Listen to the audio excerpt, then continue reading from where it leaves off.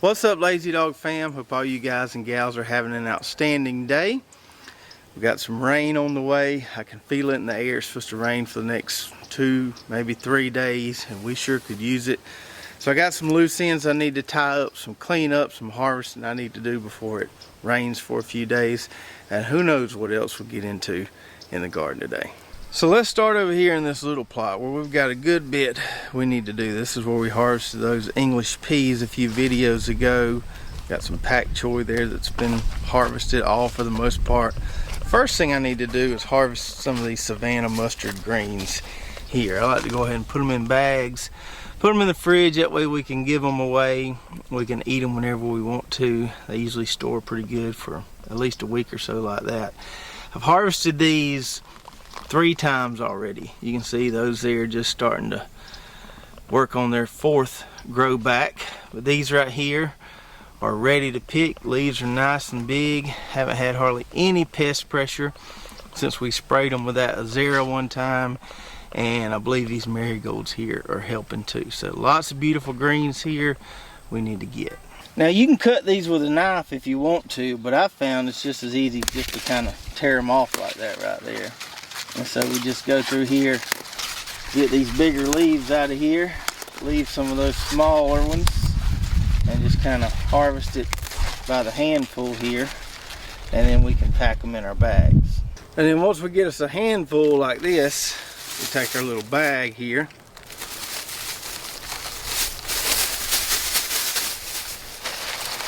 open it up,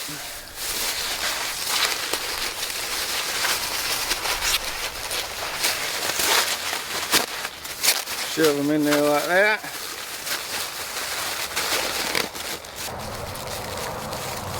Tie a knot in the top, poke a few holes in it, and that's good for the fridge to take out whenever you want to eat it or to give it to somebody. And just a great way to store veggies until you're ready to eat them. Now there's lots of reasons why this Savanna mustard is my favorite mustard variety. But one of them is the fact that they stay pretty clean. So they got these long stalks on them here, which means the leaves are nice and off the ground. So even if you get a hard rain, it's not going to splash a lot of dirt on them. They stay pretty clean, and they don't take a lot of washing or processing before you're ready to cook them. Around here, around these parts, you take some folks some dirty greens, they'll talk ugly about you. But you can take them these right here, and they only got to give them a little rinse and they're ready to cook. And these bags here we use on the rolls, we get these off Amazon. I think there's 4 rolls to a box. You get a lot of bags, but they don't go bad. And it's just a great way to store vegetables. We put lettuce, pretty much anything that's going in the fridge, we put them in here before we're ready to eat them.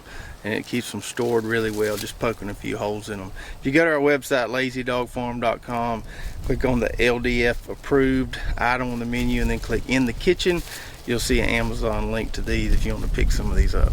All right, so we got those harvested, or the big leaves on there at least. Leave a few leaves on there so they can continue to grow. And we ended up with 8 bags here. Now I usually like to use about 3 of these bags to cook me a big old pot of them, but we'll give away the other 5. And who knows how many more times we'll be able to harvest these. If we stay warm like we're going to stay warm for the next week or 2, we may end up getting 1 or 2 more harvests out of them. If we have a really, really hard freeze, I think it'll zap them, but for now, they're kicking good.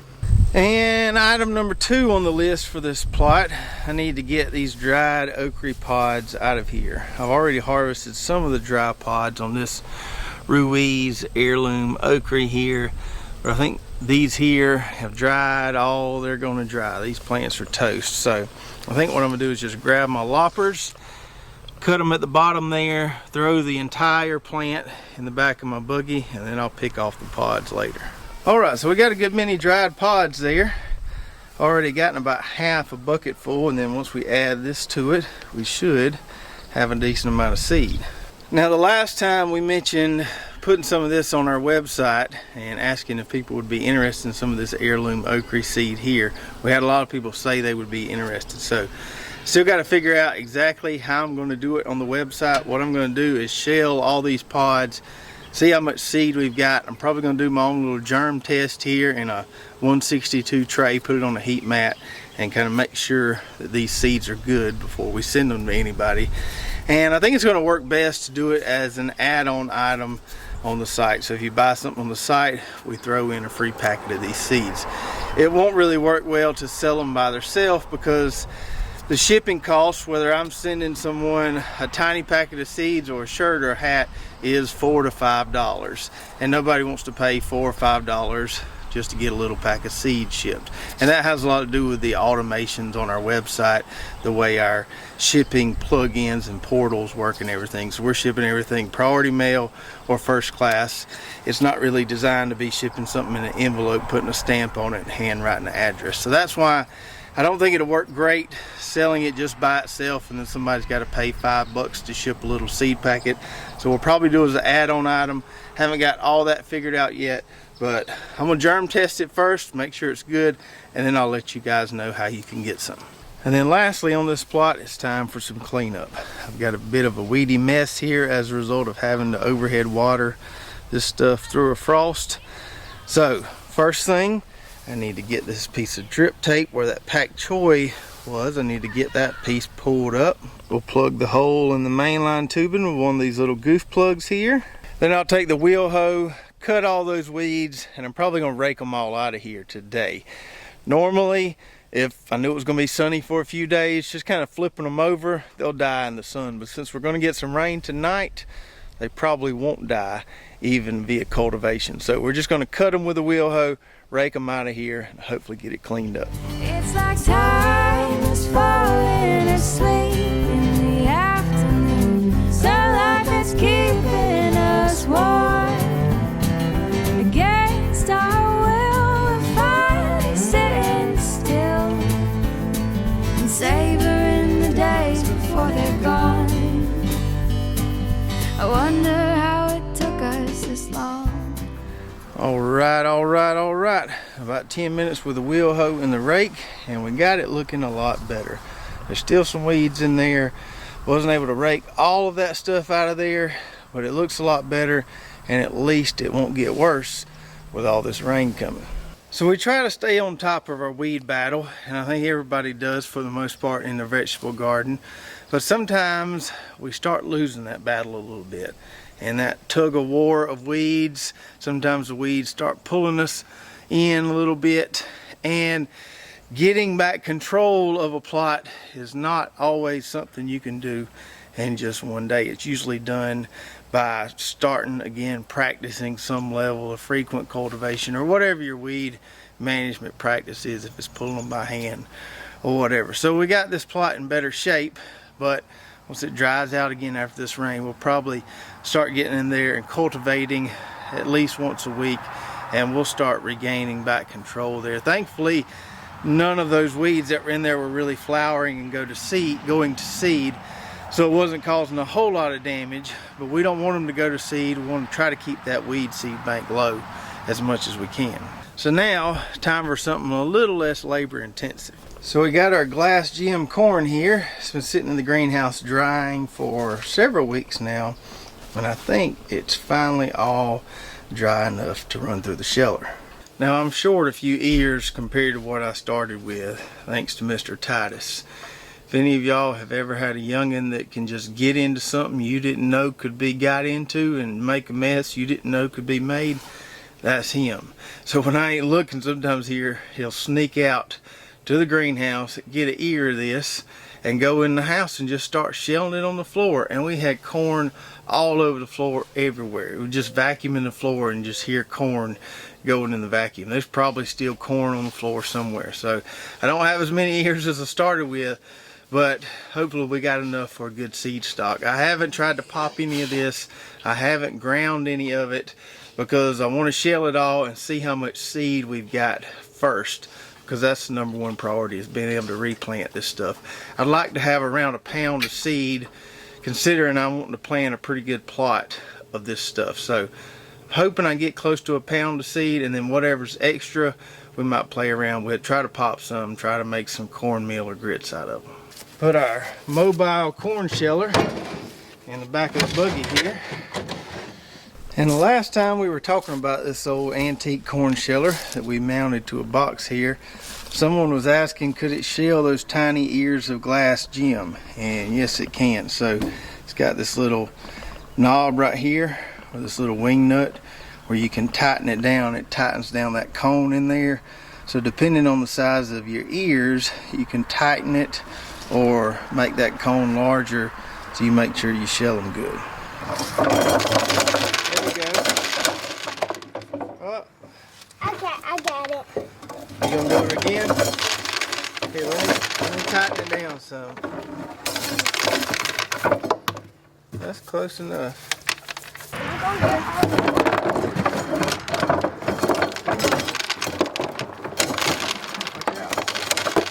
we go. Now can you make my brothers?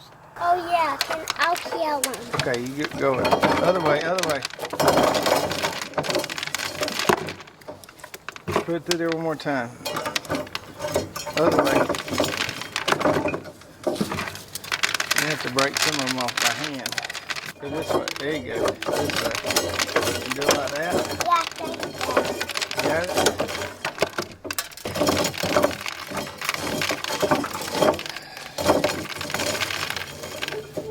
It would probably work better if they were a little bit bigger, but that's all we got. There you go. Alright, push it all the way through. I think you got them all off that one. There's only two more. Yeah, that one's almost clean as a whistle. Here, why don't we do that?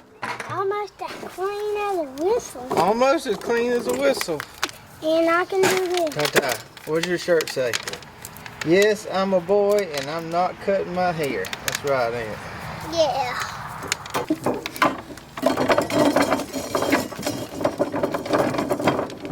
So that's all we got right there. Now we'll bag it up and see how much it is. There you go. Let's scoop it this way. Oh yeah. Like that.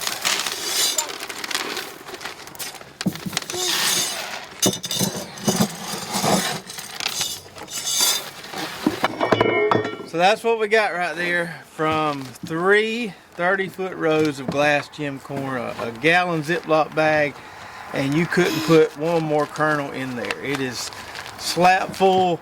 I don't know how much this weighs, but it's probably more than 5 pounds. We definitely got enough for seed. How many corn do you think are in there? Like a million? A million? Tata, how many you think are in there?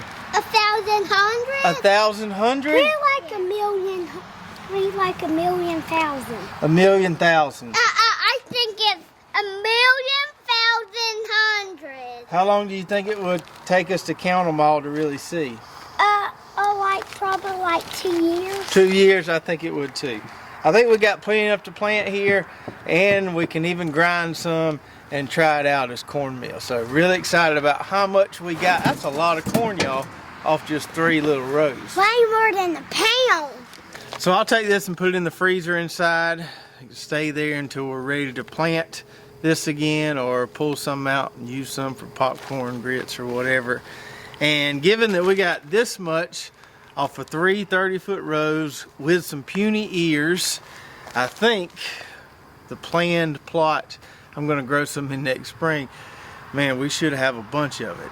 So I was planning on growing at least, say, 10 to 12, maybe even 15 40-foot rows of it. And I think if I grow it in the spring, I can get lots more nice big ears as compared to some of those puny ears. So we should have a heap of glass gem corn next time we replant this stuff, and we'll try to find all kind of good uses for it. It's fun to grow. The kids like it. I love seeing all the different colors there, and I don't know, just like this stuff.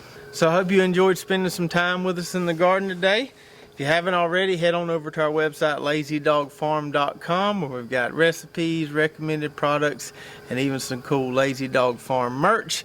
If you did enjoy this video, make sure to subscribe, hit that notification button, like and share, and we'll see you next time right here at Lazy Dog Farm. Oh,